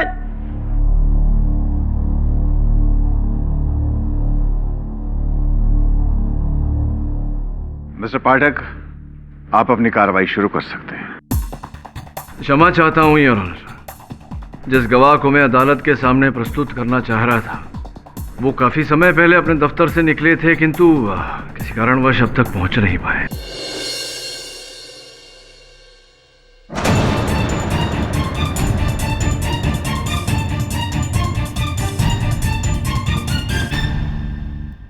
दुखद समाचार है योर ऑनर। मेरे गवाह जो अपने दफ्तर से अदालत आने के लिए निकले थे, रास्ते में किसी ने उन्हें गोली मारकर उनकी हत्या कर दी।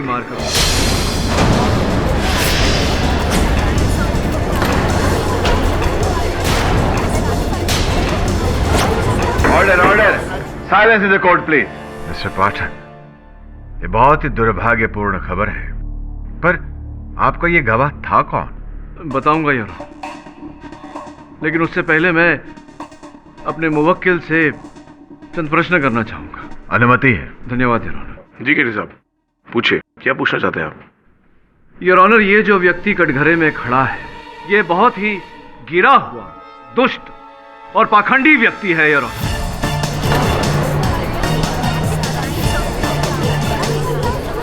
केडी, ये क्या बोल रहे हो? योर ऑनर, इस केस के प्रारंभ से ये हम सब से झूठ पे झूठ बोलता आ रहा है। नहीं ऑनर, झूठ बोला है तुमने, हम सब से बेवकूफ बनाया है तुमने हम सबको। सूरज, मैंने कुछ बोलो हाँ या नहीं? नहीं, मैंने झूठ नहीं बोला। डॉक्टर शानबाग कौन है?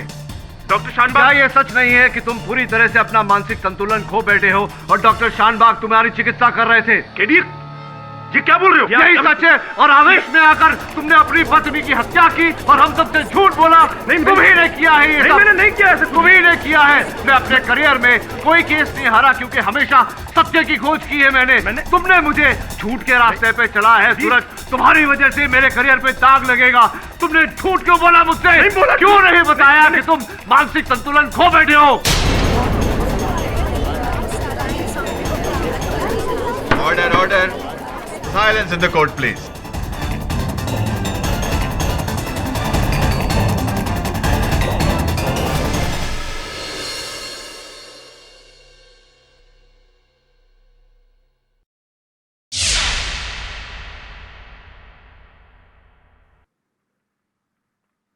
क्या हुआ केडी सर? हाँ, पूछिए ना, क्या पूछना चाहते हैं आप?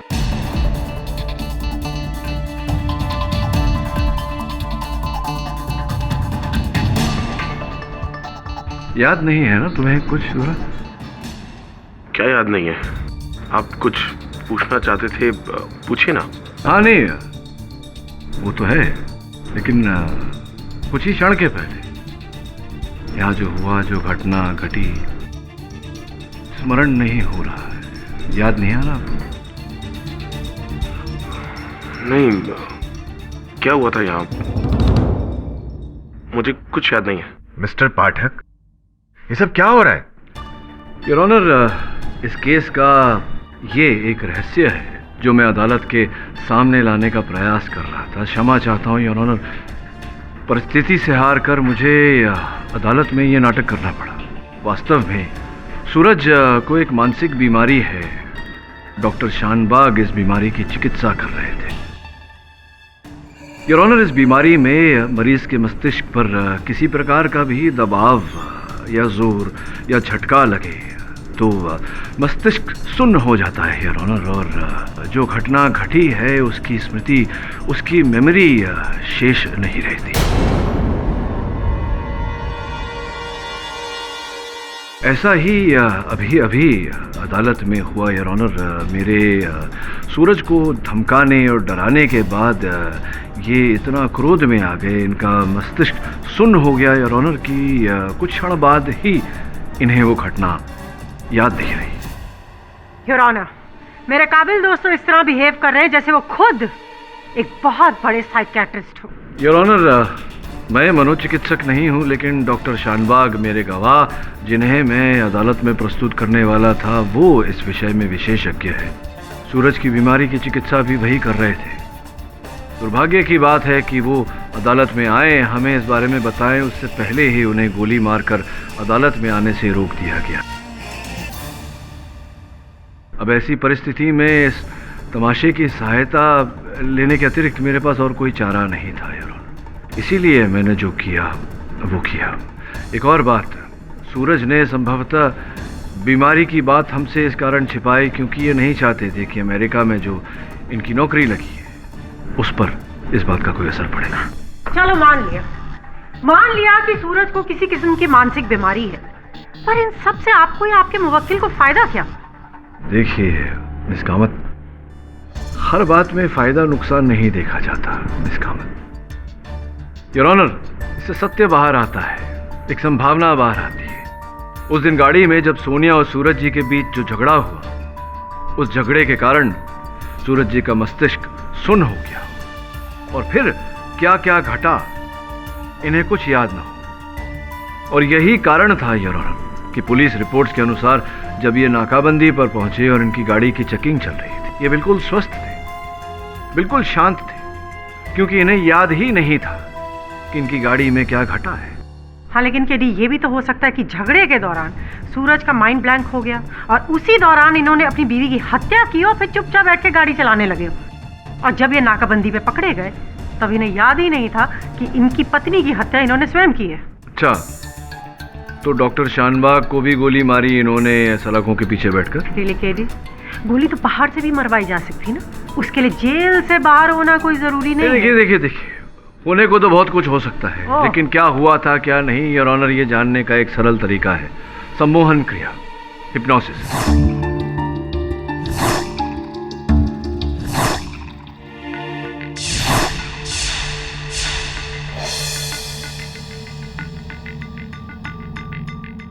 अब आप अपनी आंखें बंद कर लीजिए। आप सो रहे हैं, गहरी नींद सो रहे हैं। आपकी आंखें बहुत भारी हो रही हैं। आप सो चुके हैं। क्या आपको मेरी आवाज सुनाई दे रही है? जी डॉक्टर। जिस दिन आपकी पत्नी की हत्या हुई थी उस दिन गाड़ी में क्या हुआ था? याद करने की कोशिश कीजिए। आप और आपकी पत्नी दोनों गाड़ी में साथ में जा रहे थे। मैं गाड़ी चला रहा था। आप ही गाड़ी चला रहे थे, फिर क्या हुआ? फिर अचानक सोनिया का फोन बजा।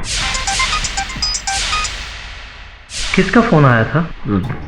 राजपाल का फोन था। फोन आने के बाद में क्या हुआ? उसका फोन आने के बाद मेरे और सोनिया के बीच में झगड़ा हुआ।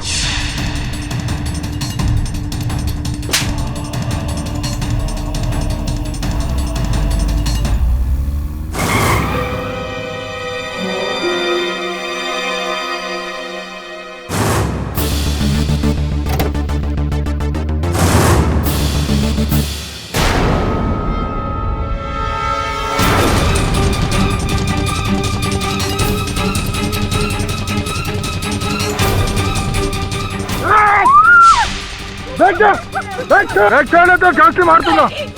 सूरज जा गाड़ी में बैठ।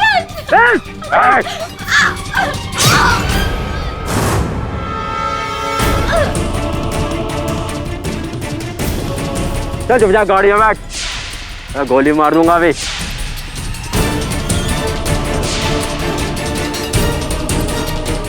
चल चुप बैठ जा और चुपचाप गाड़ी चलाते रहे। चल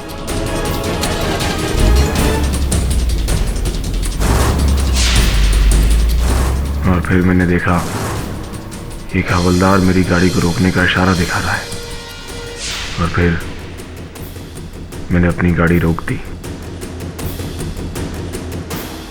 मिस्टर सूरज, आप जाग रहे हैं। 3, 2, 1।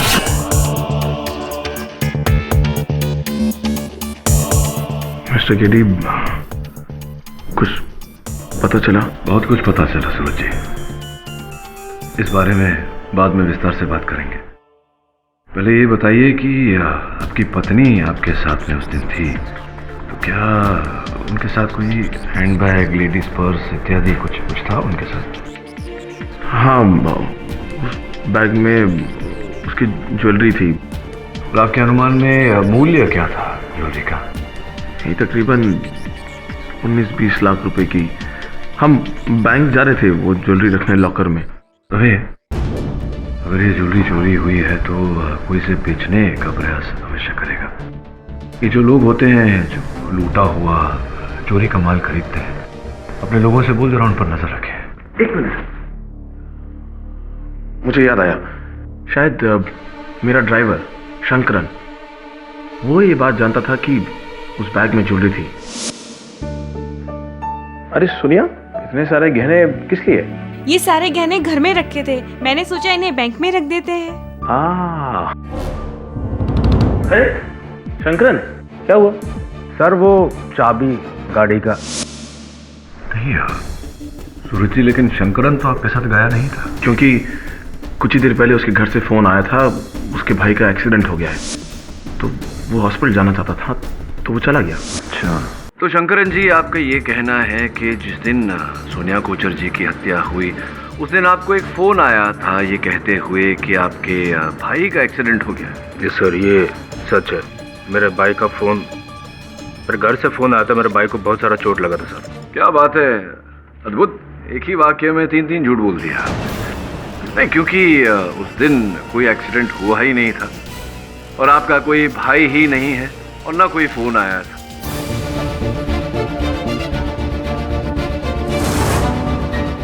योर ऑनर, जब हमने शंकरन जी के अतीत की जांच की तो ये पाया कि ये अपने माँ बाप के इकलौते संतान हैं।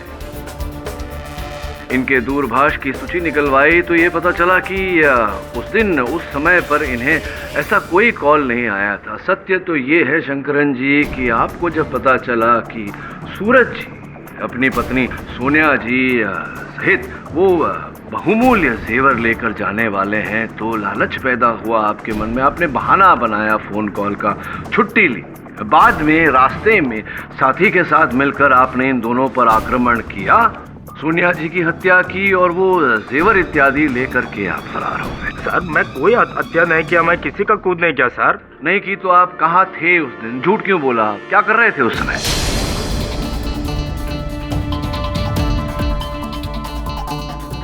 बोलिए ना, कहाँ थे, क्या कर रहे थे? सर, जिधर मैं पहले नौकरी करता था उधर मेरे से एक एक्सीडेंट हुआ था सर। एक्सीडेंट हुआ था तो क्या लेना देना इसके? उसका केस अभी भी चालू है। अब ये बात मैं सूरज सर को बताता था तो वो मेरे को नौकरी से निकाल देते थे, इसके वास्ते मैं उनको नहीं बताया सर। सर, जब भी मैडम का मर्डर हुआ तभी मैं अपना सुनवाई पे था। आपको मांगता है तो रिकॉर्ड में देखने का सर, मैं अक्खा दिन इधर ही था। अच्छा, ठीक है, मान लेते हैं आपकी बात। बैठिए आप। योर ऑनर, मैं अफसोस केडी, अफसोस। आपका एक और तीर तुक्का साबित हुआ। वैसे कोशिश आपने बहुत की अपने मुवक्किल को बचाने के लिए, लेकिन हुआ क्या सिवाय कोर्ट के समय बर्बाद होने के। तो योर ऑनर, मेरी आपसे दरखास्त है कि तमाम सबूतों और गवाहों को मद्देनजर रखते हुए ये अदालत मिस्टर सूरज को मुजरिम करार दे, क्योंकि मुझे बिल्कुल नहीं लगता कि उन्हें किसी भी किस्म की मानसिक बीमारी है। इनफैक्ट उन पर तो हिप्नोसिस का कोई असर हुआ ही नहीं, बल्कि मुझे तो ऐसा लगता है कि उन्होंने वो एक मौका ढूंढा ताकि सबको अपनी एक मनगढ़ंत कहानी सुना सके, जिससे सबने विश्वास भी कर लिया। जबकि असलियत में ये है कि इस केस का असली कातिल और कोई नहीं मिस्टर सूरज है। मैंने कोई खून नहीं किया है। मतलब मैं अपनी बीवी को क्यों मारूंगा? जैसा मैं तो उससे बहुत प्यार करता था, लेकिन अब मुझे यकीन हो गया है, यकीन हो गया कि उसका खून किसने किया है। उसका खून किया है इस राजपाल ने, इसने मारा उसे। और रियली अगर आपको लगता है कि ये खून आपने नहीं बल्कि राजपाल ने किया है, तो क्यों नहीं आप अपने इतने काबिल वकील से कहते कि वो इस तथ्य को इस कोर्ट में साबित कर सके? मैं अगर सत्य है तब तो साबित करूंगा, क्योंकि साबित करना मेरा कार्य।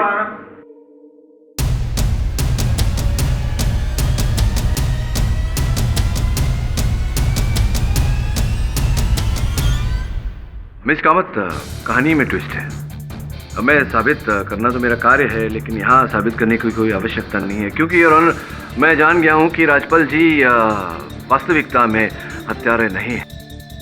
ये उनकी मेडिकल रिपोर्ट्स हैं, जिनके अनुसार वास्तविकता में उन्हें कर्क रोग है।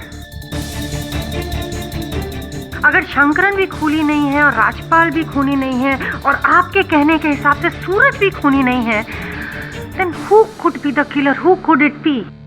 कहीं आपको मुझ पर शक तो नहीं हो रहा? अब ये तो सोचने वाली बात कर दी आपने। योर ऑनर, इस समय हत्यारा मेरे सामने खड़ा है। KD please, I am just kidding. हाँ नहीं, आप नहीं, हटिए ना, वो रखेंगे।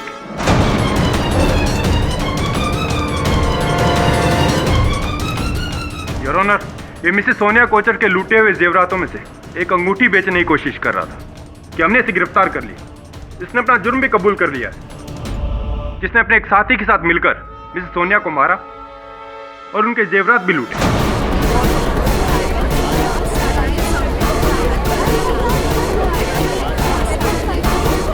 सर सदानंद नाम है मेरा। सोनिया जी की हत्या क्यों की आपने? किसी ने पैसे दिए थे साहब। अच्छा, किसी ने करवाया सही है काम। और किसने दिए थे पैसे? पता नहीं साहब, कभी देखा नहीं उसको, हमेशा वो फोन पे ही बात किया करता था। तो ये जो फोन करता था आपको व्यक्ति, वो एक ही नंबर से फोन करता था? किस नंबर से फोन करता था वो? केडी, वो नंबर पता लग गया है तेरा, उसका भी।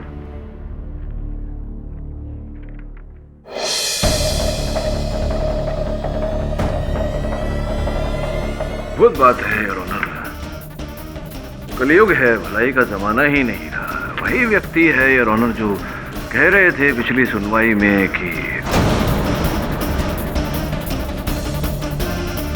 सूरज ने कभी भी मुझे अपना नौकर नहीं दी, हमेशा बड़े भाई वाली इज्जत दी और मैं भी छोटा भाई मानता हूँ।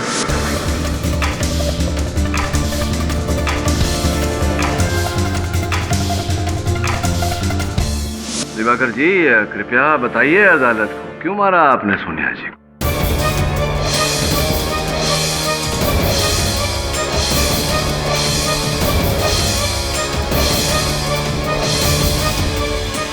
कोई बात नहीं, क्यों दें आपको ये कष्ट? वैसे भी कारागार में अधिक कष्ट मिलने वाला है, आपको ये कष्ट मैं ही उठा लेता हूँ। योर ऑनर, इन पर प्रारंभ से ही संदेह था मुझे, उस समय से जिस समय से इनके अतीत में हमने छानबीन की थी और ये पाया कि ये 2 बार गिरफ्तार हो चुके हैं क्रिकेट पर जुआ खेलने के आरोप में, किंतु सबूत के अभाव में पुलिस ने इन्हें छोड़ दिया था। पुलिस ये पता नहीं लगा पाई थी कि इनका जो कारोबार था क्रिकेट पर जुआ खेलने का, ये कहां से संचालित हो रहा था। योर ऑनर, ये उसी बंगले में अपना व्यवसाय चला रहे थे जहां सूरज रहा करते थे।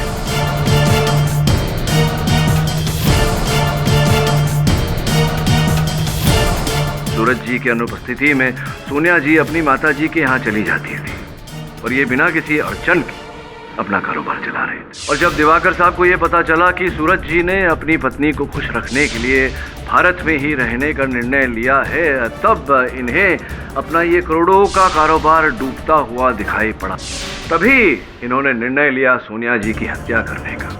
और उसके आरोप में उनके पति सूरज जी को फंसाने का, ताकि जो बंगला इनका, जिसके केयरटेकर थे आप, रखवाले, पूरी तरह से आपका कब्जा उस बंगले पर हो जाए और आप अपना ये गंदा जुए का व्यवसाय बिना किसी अड़चन के चलाते रहे। ठीक कह रहा हूं मैं?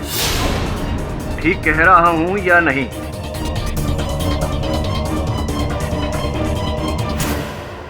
और डॉक्टर शानबाग,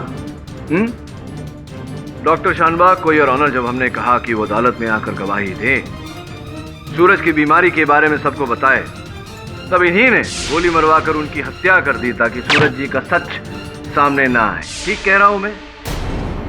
ठीक कह रहा हूं मैं?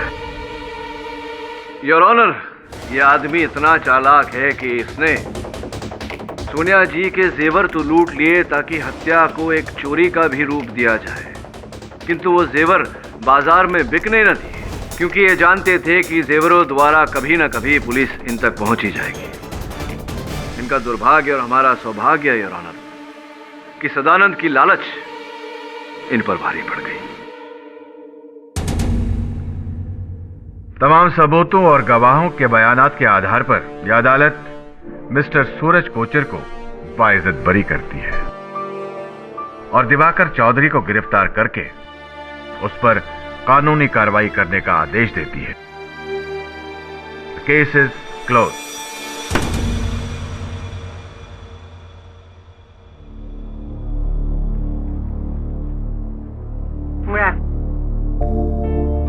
See you next time. Thank you किडी सर। बधाई। पता नहीं मैं आपके इस एहसान का बदला कैसे चुका पाऊंगा। अरे कैसा एहसान? Thank you. माँ जी प्रतीक्षा कर रही है।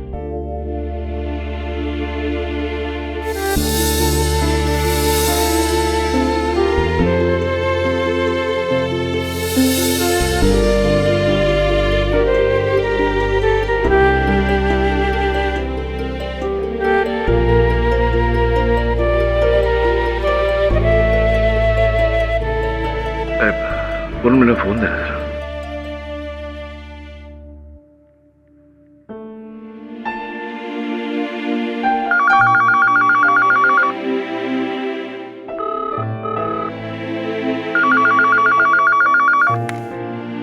हेलो, आप बाबूलाल माँ जी हैं क्या? जी वो मंदिर गई हुई है, शाम को 6 बजे के बाद आएगी। कुछ कहना है क्या उनको? नहीं यार, कह देना कि मेरा फोन आया था।